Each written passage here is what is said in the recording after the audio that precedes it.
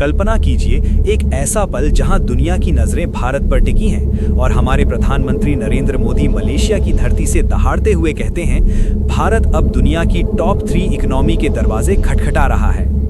दोस्तों, ये कोई सपना नहीं, हकीकत है। 7 फरवरी 2026 को कुआलालंपुर में पीएम मोदी ने भारतीय समुदाय को संबोधित करते हुए भारत की आर्थिक ताकत का ऐसा बखान किया कि पूरा हॉल मोदी मोदी के नारों से गूंज उठा। ये सिर्फ एक भाषण नहीं था, बल्कि भारत की उभरती हुई वैश्विक शक्ति का ऐलान था। आज इस वीडियो में हम इस पूरी घटना को गहराई से समझेंगे। पीएम की मलेशिया यात्रा के पीछे की कहानी, उनके दमदार शब्द, भारत की आर्थिक क्रांति, दोनों देशों के सदियों पुराने रिश्ते और वो सब कुछ जो आपको गर्व से भर देगा। तैयार हैं? चलिए शुरू करते हैं इस रोमांचक सफर को। दोस्तों, सबसे पहले बात करते हैं इस ऐतिहासिक यात्रा की। प्रधानमंत्री नरेंद्र मोदी 7 से 8 फरवरी 2026 को 2 दिवसीय आधिकारिक दौरे पर मलेशिया पहुंचे। ये उनकी 2026 की पहली विदेश यात्रा थी और क्या कमाल की शुरुआत।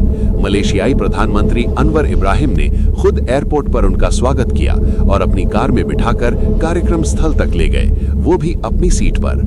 ये दृश्य दोनों नेताओं की गहरी दोस्ती और सम्मान का प्रतीक था। अनवर इब्राहिम ने पीएम मोदी को अपना दोस्त कहा और भारत की सफलता को मलेशिया और पूरे एशिया की सफलता बताया। क्या ये सुनकर आपको नहीं लगता कि भारत अब एशिया का चमकता सितारा बन चुका है? इस यात्रा का मुख्य मकसद था दोनों देशों के बीच रक्षा, सुरक्षा, अर्थव्यवस्था, नवाचार और डिजिटल सहयोग को और मजबूत करना। और हाँ, इस दौरान 750 से ज्यादा कलाकारों ने एक रिकॉर्ड तोड़ सांस्कृतिक प्रदर्शन किया, जो भारत मलेशिया की साझा विरासत को जीवंत कर गया। पीएम मोदी ने इसे सालों तक याद रखने वाला बताया और सभी कलाकारों को बधाई दी। अब आते हैं उस मुख्य पल पर जहां पीएम मोदी ने भारतीय समुदाय को संबोधित किया। उन्होंने मलेशियाई भाषा में सलामत पतांग, तमिल में वणक्कम, मलयालम में सुखमाणो, सिखों के लिए सत श्री अकाल, तेलुगु में बागुन्नारा और गुजराती में केम छो कहकर अभिवादन किया। ये विविधता भारत की ताकत को दर्शाती है। उन्होंने कहा, 2015 में जब मैं मलेशिया आया था तब मैंने भारत की क्षमता की बात की थी। अब मैं भारत की उपलब्धियों की बात कर रहा हूं। दोस्तों, क्या कमाल का बदलाव। एक दशक पहले भारत दुनिया की 11वीं सबसे बड़ी अर्थव्यवस्था था, लेकिन अब हम टॉप 3 के दरवाजे खटखटा रहे हैं। हम दुनिया की सबसे तेजी से बढ़ती प्रमुख अर्थव्यवस्था हैं। ये बयान सिर्फ शब्द नहीं, बल्कि भारत की मेहनत और दृढ़ संकल्प का प्रमाण है।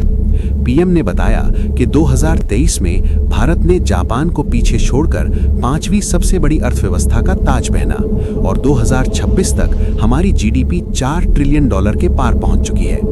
2030 तक 5 ट्रिलियन का लक्ष्य है, जो हमें जर्मनी और जापान से आगे ले जाएगा। IMF और विश्व बैंक के अनुमान कहते हैं कि 2027 तक भारत जापान को पीछे छोड़ सकता है। क्या ये सुनकर आपका सीना गर्व से चौड़ा नहीं हो जाता? पीएम मोदी ने मेक इन इंडिया का जिक्र किया, जो 2014 में शुरू हुआ था। आज भारत दुनिया का दूसरा सबसे बड़ा मोबाइल निर्माता है। सैमसंग, एप्पल जैसी दिग्गज कंपनियां भारत में फैक्ट्रियां चला रही हैं। रक्षा निर्यात में 30 गुना की वृद्धि हुई है। ब्रह्मोस मिसाइल जैसे उत्पाद अब विदेशों में धूम मचा रही हैं। भारत अब दुनिया का तीसरा सबसे बड़ा स्टार्टअप हब है, जहां 100 से ज्यादा यूनिकॉर्न कंपनियां हैं। बाइजू, ओला, जोमैटो जैसी कंपनियां ग्लोबल स्तर पर नाम कमा रही हैं। डिजिटल पब्लिक इंफ्रास्ट्रक्चर की बात करें तो यूपीआई के जरिए दुनिया के आधे रियल टाइम डिजिटल लेन देन भारत में हो रहे हैं और जल्द ही यूपीआई मलेशिया में लॉन्च होगा, जो दोनों देशों के बीच आर्थिक एकीकरण को नई ऊंचाई देगा। पीएम ने कहा कि भारत अब सिर्फ एक बड़ा बाजार नहीं, बल्कि निवेश और व्यापार का हब है। UK, UAE, Australia, New Zealand, Oman, EU और यूएसए जैसे देशों के साथ ट्रेड डील्स हो चुके हैं। ट्रस्ट अब भारत की सबसे मजबूत मुद्रा बन चुकी है। ये शब्द पीएम के थे, जो भारत की वैश्विक विश्वसनीयता को रेखांकित करते हैं। लेकिन दोस्तों, ये सिर्फ आर्थिक बातें नहीं है। पीएम ने पर्यावरण अनुकूल विकास पर भी जोर दिया। सौर ऊर्जा क्षमता में 40 गुना वृद्धि हुई है। 2014 में सिर्फ 3 गीगावाट से 2026 में 100 गीगावाट तक। भारत पेरिस समझौते के तहत कार्बन उत्सर्जन कम करने के लिए प्रतिबद्ध है।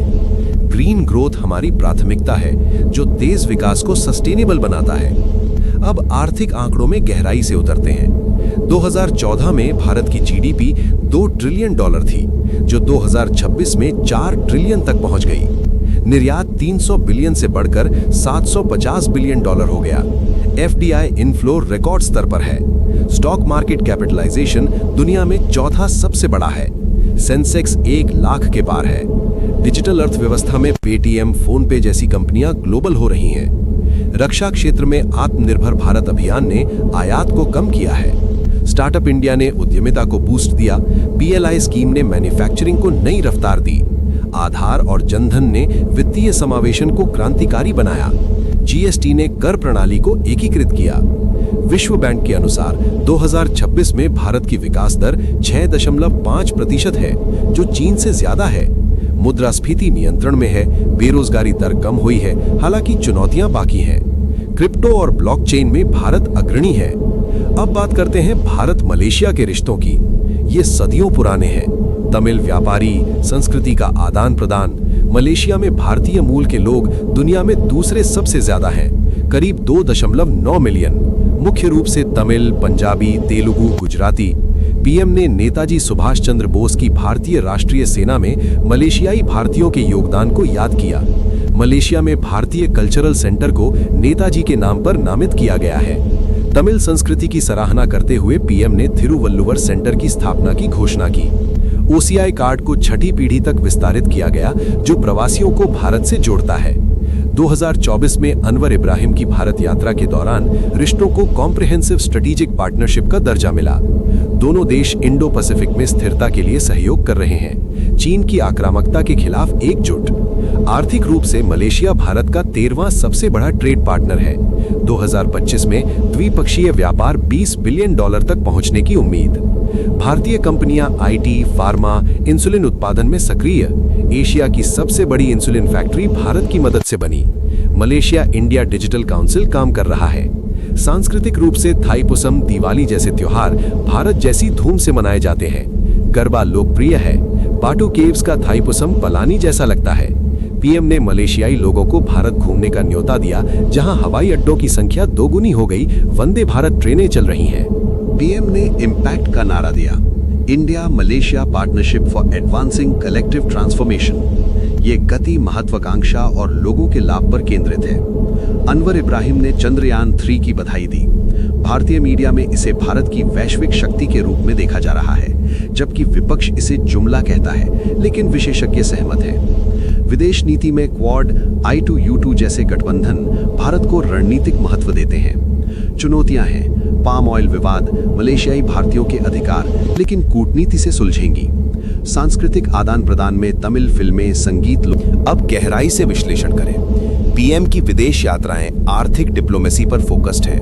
निवेश आकर्षित करना, भारतीय ब्रांड प्रमोट करना। ये यात्रा एशियाई देशों से संबंध मजबूत कर इंडो पैसिफिक में भारत की स्थिति सुदृढ़ करती है। मलेशिया की इस्लामीकरण नीति, भारतीय अल्पसंख्यकों के मुद्दे चुनौतियां हैं, लेकिन सुलझाए जा सकते हैं। मीडिया में न्यूज 18 ऑप इंडिया ने कवर किया। सोशल मीडिया पर मोदी की दहाड़ ट्रेंड। ये भारत की सफलता की कहानी है, वैश्विक मंच पर गर्व से प्रस्तुत। आगे बढ़ते हुए भारत की प्रगति में कई कारक, डिजिटलीकरण, जीएसटी, स्टार्टअप इंडिया, पीएलआई, विदेश नीति में सफलता, प्रवासियों की भूमिका, वे मलेशिया और भारत दोनों के विकास में योगदान देते हैं। पीएम ने कहा, आप कुआलालंपुर में पैदा हुए या कोलकाता में, भारत आपके दिल में है। जय हिंद, जुम्पा लागी, मिक्का नंट्री। दोस्तों, इस पूरी कहानी से क्या सीख मिलती है? भारत अब कमजोर नहीं, ताकतवर है। हमारी अर्थव्यवस्था, संस्कृति, कूटनीति सब चमक रही है, लेकिन सफर अभी बाकी है। 2047 तक विकसित भारत बनाने के लिए हर भारतीय की जिम्मेदारी है। अब आपकी बारी। कमेंट में बताएं, आपको भारत की इस प्रगति पर कितना गर्व है? क्या लगता है हम टॉप 3 इकोनॉमी कब बनेंगे? मलेशिया यात्रा से क्या उम्मीदें हैं?